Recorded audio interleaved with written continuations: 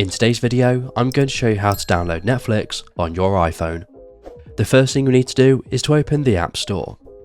Once we've opened the App Store, you want to click on the search icon in the bottom right hand corner, and then you want to search for Netflix. Once you've searched Netflix, it should be the top result, and it should look like this. Now you want to go ahead and click on the Get button. However, mine shows the cloud icon because I've downloaded this in the past. Once we've downloaded Netflix, we can exit out of the App Store, and now we can go ahead and open the Netflix app on our iPhone.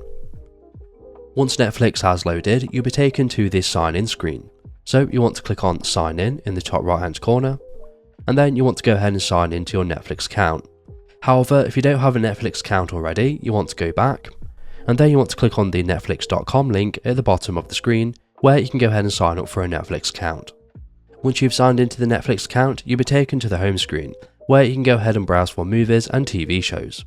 So for example, if I want to watch Power, I want to tap on it, and now I can go ahead and click play, and I can start watching it just as I normally would. And that's it. So if this video is helpful, please leave a like, and if you have any questions or comments, you can leave them below.